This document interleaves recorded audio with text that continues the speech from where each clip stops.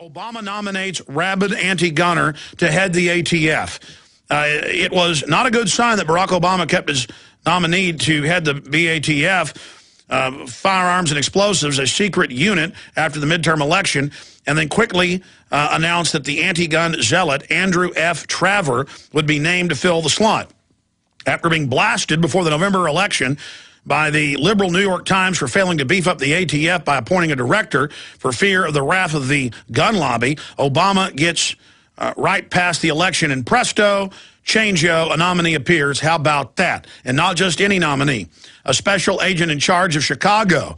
That's where it's almost always some old 80-something-year-old. I see it all the time, literally. In fact, there have been a lot of cases. Old World War II vets won't renew their gun card. You got to get it every year, and they SWAT team them. They don't call them and say, hey, come do this, or give them a ticket.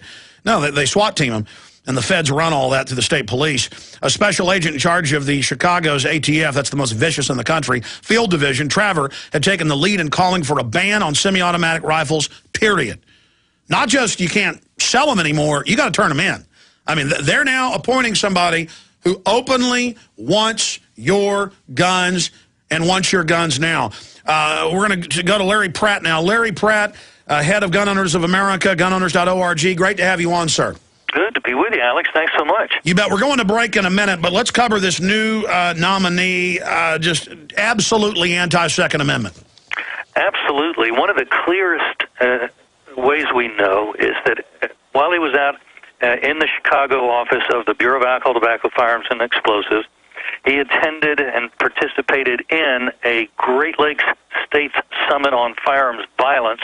They produced a document taking a stand, reducing gun violence in our communities, and it's a list that the Brady campaign would be just very happy.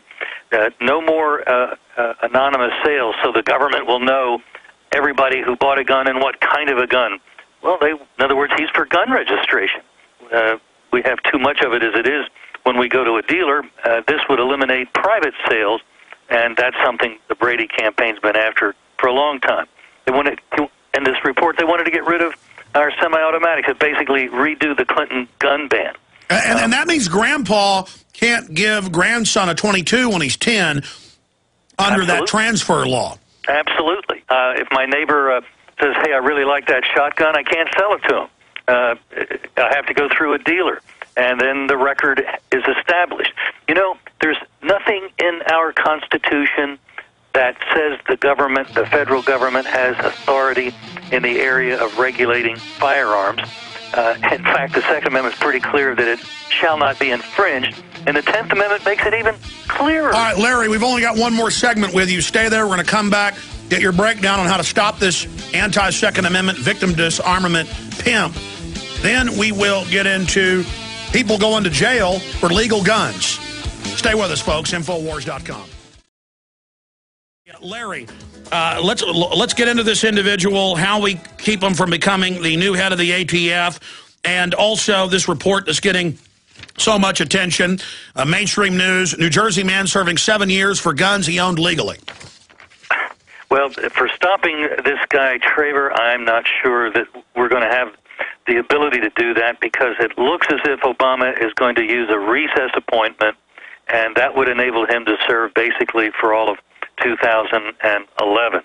Of course, if the Congress does away with the BATF, that would take care of Mr. Traver's problem, and he could go and maybe he can find a job as a real cop. Now, the guy in New Jersey, it's really an extremely infuriating thing that they would even bring that charge.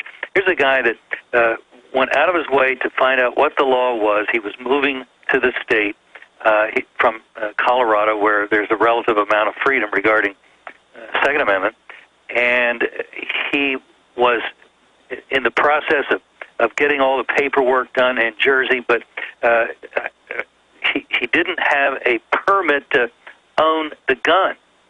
And that's what they nailed him on, even though he wasn't robbing a bank, he wasn't doing anything wrong. It's just that in New Jersey, they don't like you having a gun unless they know you bought the gun because you have a firearms owner identification certificate. And for that, and that alone, he's going to serve more time if the governor doesn't grant him clemency than a lot of people that commit murder. Continue. It is something that I think people can have, something we can do in the case of New Jersey, because there we could contact Governor Christie in Trenton and urge him to give this guy clemency. And I think Christie, who's not pro-Second Amendment, but I think he might well respond to an obvious, I mean, what good is society getting out of paying for this guy's incarceration for 7 years when he didn't harm anybody, he didn't commit any real crime? So I think contacting Governor Chris Christie, Trenton, New Jersey, is the way to go. I've also, in closing, seen an intensification by the Justice Department claiming that all the violence in Mexico is caused by our Second Amendment. But then I've actually looked at the Justice Department's own numbers. They admit that most of the weapons being used by drug cartels are being bought from the Mexican military. They're fully auto German weapons. They've also caught former Navy SEALs and people in the U.S. selling hand grenades and weapons to the Mexican drug cartels. There are some guns coming out of the U.S. to Mexico, but those are what citizens are getting to protect themselves. I mean, it's incredible, Larry, how they spin this. We have a country with a total gun ban for citizens. It's a lawless hellhole, 28,000 dead in the last 2 years. And the government tries to ban our Second Amendment, claiming that it's causing problems in Mexico. The idea that a grenade launcher is something that, well, you just walk into the gun show and I'll take 2 of those. I'm on my way down to Mexico. It doesn't work that way. This is not something that's available to people, certainly not readily, and the paperwork that would entail would be enormous. It doesn't happen. This is, as you say, it's coming mostly from the Mexican military, and my guess is that if it's not being sold out of their armories directly, it comes when some 150,000 men have deserted the Mexican army. And the idea that they would have to work on a onesie-twosie gun-up for the drug warriors when they got airplanes flying in drugs right now. Don't think there's any room in there for a case or 2 of AKs? Come on. $500 billion a year is estimated to be brought through heroin, cocaine, and marijuana out of Mexico alone. If they're making a big cut of $500 billion, you think they can buy a few weapons? I think they could probably do, and you know what, Alex? I think they would do it for cash. No records. Well, I mean, if they're already going to fly in cocaine, of course they're going to fly in weapons. You and I go to a store, and we get all registered up.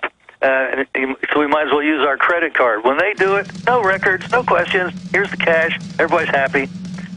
Why couldn't we buy a gun the same way a crook can? There's something wrong with this. Exactly. Picture. Crooks aren't going to follow the law. Get rid of all the laws. Gunowners.org. Folks can sign up there with the free email list. A true patriot organization defending the Second Amendment. God bless you, Larry Pratt. You too, Alex. Take care. We'll be right back with a ton of vital news. More on the food safety bill. Passed the Senate.